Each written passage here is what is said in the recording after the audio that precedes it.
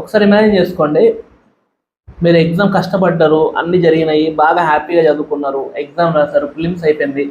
Imagine చేసుకోండి, కళ్ళు మూసుకొని ఇమాజిన్ చేసుకోండి, close your eyes, listen to my voice. Year మొత్తం కష్టపడ్డాం, ఎగ్జామ్ ఇచ్చినాం, ఫిలిమ్స్ క్లియర్ అయింది, మెయిన్స్ క్లియర్ అయింది, ఇంటర్వ్యూ వరకు కూడా వచ్చింది, ఇంటర్వ్యూ కూడా క్లియర్ అయింది.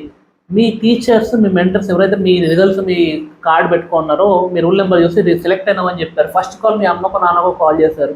వాళ్ళ రియాక్షన్ ఎలా ఉంటుంది? మీ ఫ్రెండ్స్ అందరూ ఇంటికి వస్తారు డబ్బులు పట్టుకొని, లేకుంటే ఎవ్రీ వన్ ఈజ్ సెలబ్రేటింగ్, వాళ్ళ రియాక్షన్ ఎలా ఉంటుంది? మీరు మీకు నుంచి ఇంత కష్టంతో మీరు finally you have achieved something which made you made your self so much proud. ఎంత ప్రౌడ్ ఫీల్ అవుతూ ఉంటారు మీరు, అది ఇమాజిన్ చేసుకోండి.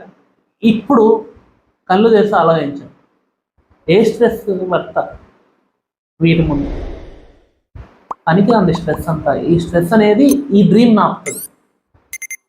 స్ట్రెస్ లైట్ తీసుకొని కొంచెం ఉంటుంది, ఉండదని కాదు, ఉంటుంది, కానీ హ్యాండిల్ చేయడం నేర్చేసుకోండి.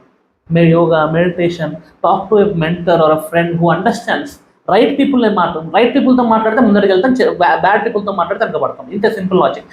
మీకు ఎప్పుడైనా వాళ్ళతో మాట్లాడినాక ఇంకా ప్రిపేర్ అవుతున్నారు, బాగా జరుగుతుందంటే వాళ్ళతో ఎక్కువ మాట్లాడండి. హార్ష్ రియాలిటీ అయినా కూడా యాక్సెప్ట్ చేయడానికి ట్రై చేయండి. అండ్ ఇప్పుడు మీరు ఇమాజిన్ చేసుకునేది ఏదైతుందో దాని గురించి కష్టపడండి. కష్టానికి పెద్ద తప్పేం లేదు, కష్టపడకుండా ఏ పని కాదు.